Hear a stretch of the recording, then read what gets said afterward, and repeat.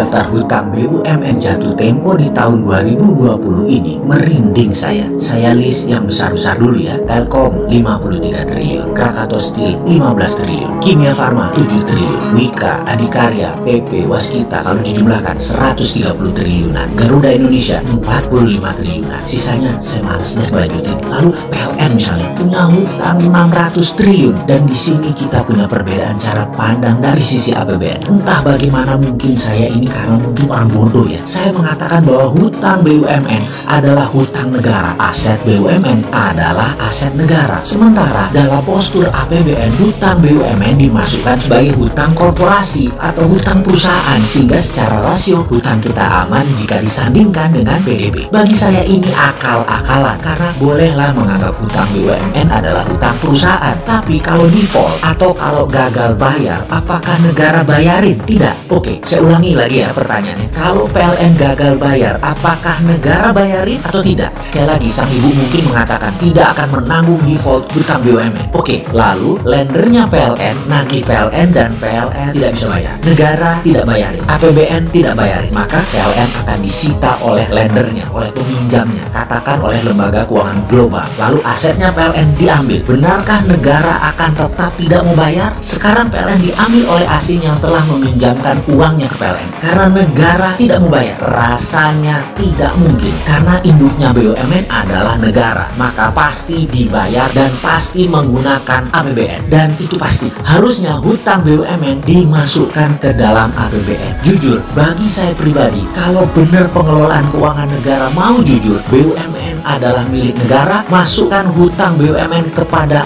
APBN. Juga berikut asetnya dicatat di APBN. Inilah yang membuat saya jauh-jauh hari menyatakan ketidaksetujuan saya terhadap negara berbisnis. BUMN sebaiknya bukan kementerian. Yang kedua yang bikin saya mangkel lagi adalah urusan Konawe dan Morowali, yaitu tambang nikel di Sulawesi Tenggara. Memang di WA akhir-akhir ini ada tulisan beredar seakan-akan dari mantan menteri yang terdahulu, menteri senior yang memuji pertumbuhan ekonomi wilayah tambang nikel. Ada 50.000 tenaga kerja Indonesia di sana, di mana tenaga kerja asingnya yang dari Tiongkok itu hanya bekerja sektor konstruksi. Setelah selesai konstruksi mereka pulang, investasi tumbuh dan pendapatan daerah menjadi tumbuh luar biasa. Begitulah dia menulis. Tadinya saya mau diem aja, tapi kok sepertinya jadi kayak bener tindakan itu. Ya terpaksa kita buka-bukaan lagi. Pertama saya minta izin dulu ya. Urusan tambang jangan ragukan pengetahuan saya walaupun hanya sedikit. Namun dua perusahaan tambang saya yaitu CaOH 2 kali atau kalsium hydroxide dengan kapasitas 100 ton per hari adalah sebuah pengalaman panjang sejak tahun 1996. Kemudian pabrik litium kecil, belum skala komersial, namun cukup buat memahami apa itu dunia pertambangan, smelter, hingga proses pemurnian sampai finish produk. Pertanyaan pertama, apakah smelter nikel Konawe itu sampai pada tingkat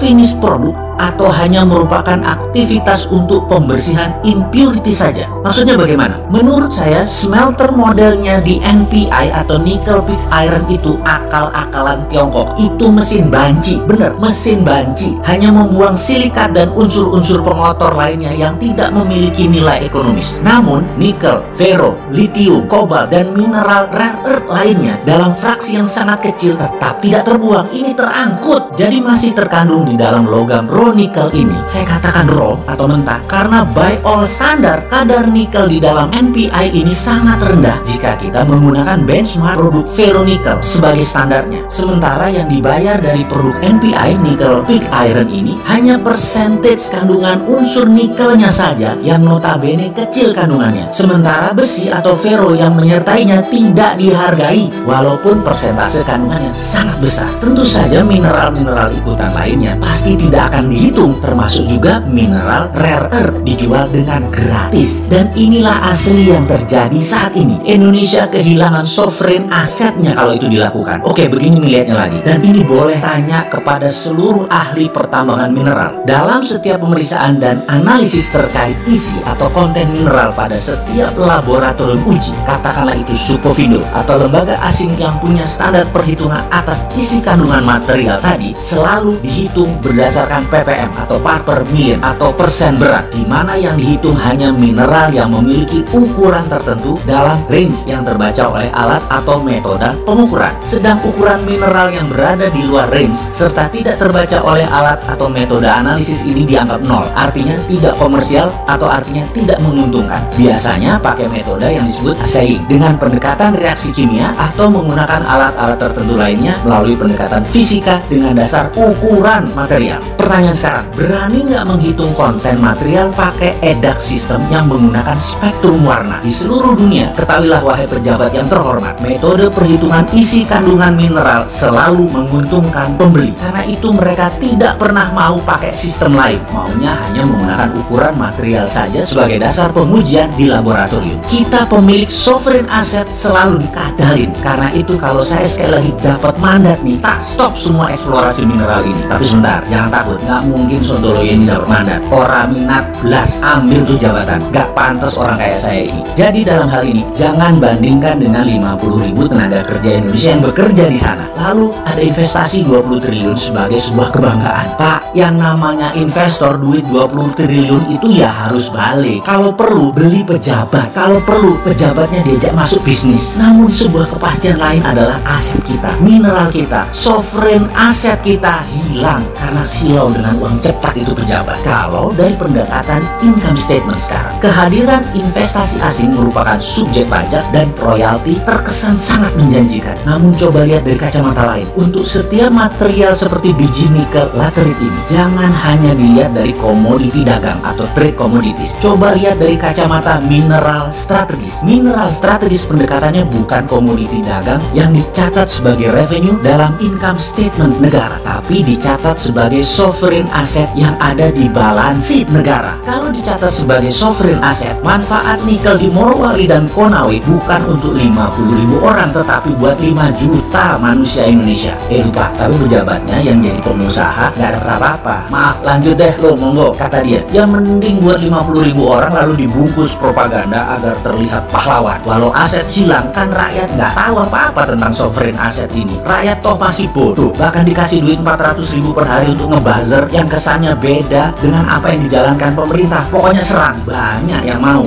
Sahabat, semoga informasi ini bisa dipahami. Sedikit kontribusi pemahaman pandangan dari sisi lain, sedikit kritis, tapi ada solusinya. Sungguh, sovereign asset itu adalah cikal bakal sovereign wealth fund yang harusnya negara mainkan di tengah pandemi ini, bukan malah menyetujui undang-undang minerba yang baru yang kemudian membuat sovereign asset kita hilang selamanya.